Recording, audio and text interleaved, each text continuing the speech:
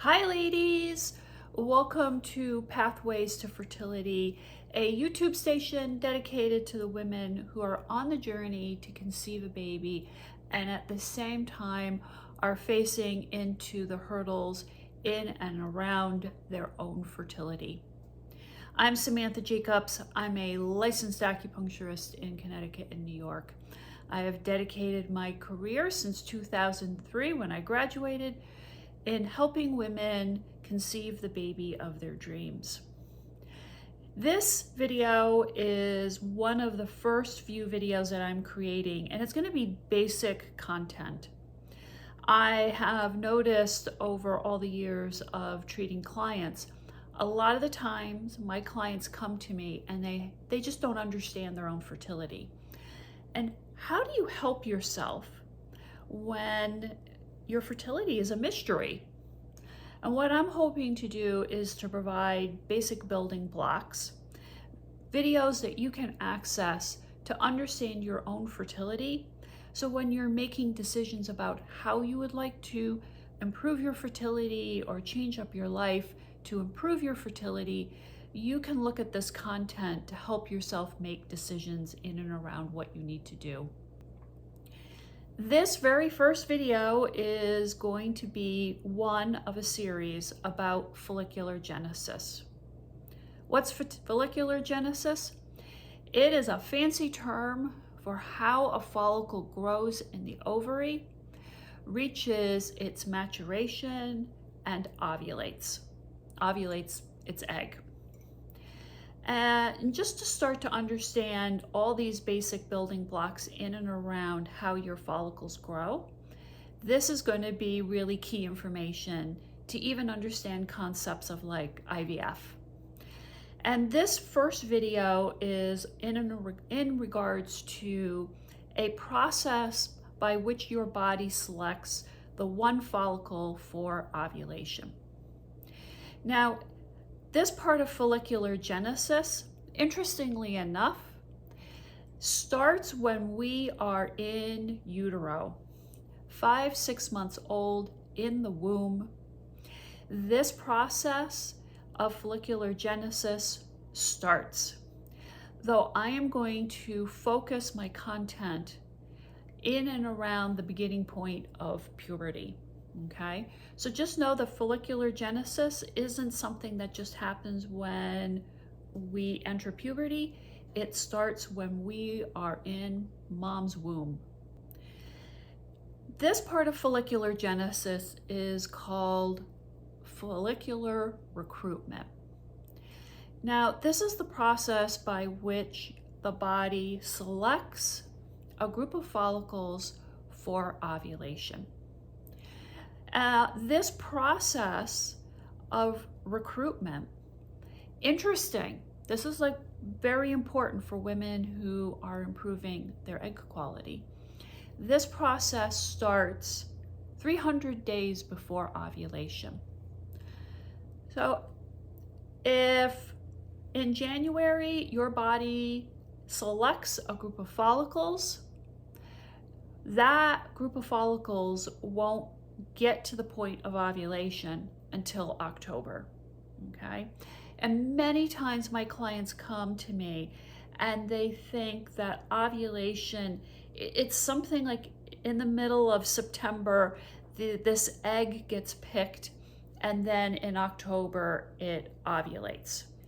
It's partially true, but actually it begins way back in January.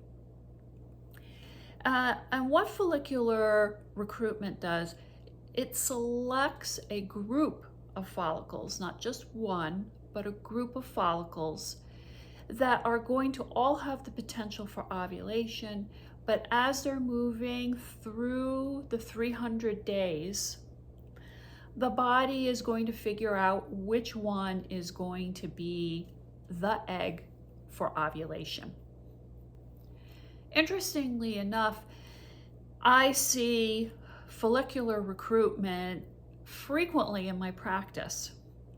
I'm lucky enough to get the snapshot with my clients. Part of what IVF the part of the process of IVF is there's a baseline scan before you start medications for IVF. And in that baseline scan, they're counting how many follicles are available for that cycle of IVF. What we're seeing in this baseline is part of the recruitment that happened months ago. And interestingly enough, right, I can see, I've had clients who have been with me for 2, 3, 4 rounds of IVF. And from each IVF cycle, we're getting a different number of follicles that have been recruited that are available for that cycle of IVF. So I'm pretty lucky. I get like a little snapshot into part of what I'm describing here. As the body recruits, selects a group of follicles for ovulation in 300 days, the other side of this process is something called follicular atresia. Now, atresia is a fancy term for elimination. And to make this a little easier to pronounce, I am going to remove the word atresia and replace it with follicular elimination. Your body selects, recruits a group of follicles, and every step of the way, there is this integral process going on amongst the cluster of follicles of who is the best of the best, who's not the best of the best. And so it's a constant check and balance system. And basically from month to month, any follicles that are not as robust, maybe lagging behind in growth, may not be as responsive to hormones. The body somehow knows that that's not the one to pick. And as the follicles can't keep up with the ones that are more dominant, the body eliminates them. You can see this, right, in natural conception. In natural conception, we only need one follicle for ovulation. So as the group of follicles moves towards ovulation, these stragglers get left behind. And in particular, the month before ovulation, the body determines the lead follicle, the follicle that's going to be the one for ovulation. And it will tag all the rest of the follicles to pass away. Now, if you're watching this video and you're doing IVF and you're like, what about all my follicles? IVF bypasses this system, okay? This check and balance system. This is a system that we're talking about, that's pertaining to natural conception. And if you feel like, wow, like I'm losing all these eggs, I would love for you to remind yourself that follicular recruitment and follicular atresia elimination is a check and balance system. It wants to pick the best follicle for conception, so you're having the best potential possible when you ovulate, right? So this is about getting the best of the best from what has been collected in your body. Follicular recruitment and follicular atresia is a system driven and pushed forward by progesterone and estrogen. These two key hormones help to keep pulling forward every month a group of follicles, and it becomes part of the deciding factor when the one egg is going to be picked for ovulation. Now, follicular recruitment and follicular atresia, it's a complicated topic. Most of the research is from animal studies. There's just a ton of ethical issues around studying these kind of topics in human subjects. So most of it pertains to animals. A lot of mystery to it, though clearly science has found some key players in this process, okay? And I'm bringing them, let's note them and pay attention, because later on when we're talking about how you can improve your fertility or your egg quality, these come into play. So first of all, the follicles that are closest to the blood supply in the ovary appear to be the most responsive to recruitment. Follicles that are farther away from blood supply, they're not so responsive to recruitment. And that the recruitment process via improved blood supply, right? Blood supply brings nutrients, oxygen, hormones, removes byproducts. That the offshoot to having blood supply is that the follicles that are closest to the blood supply are getting like this rich support system. And the more vibrant that support system, your hormones, your nutrients, the more responsive your follicles are to recruitment. It has been shown that malnutrition and high levels of stress will quiet down the recruitment system. So having a lack of good nutritional value will slow down how many follicles are going to be recruited for ovulation. And in high levels of stress, shuts down, quiets down the recruitment system. And we can look at this in a real fundamental, basic way.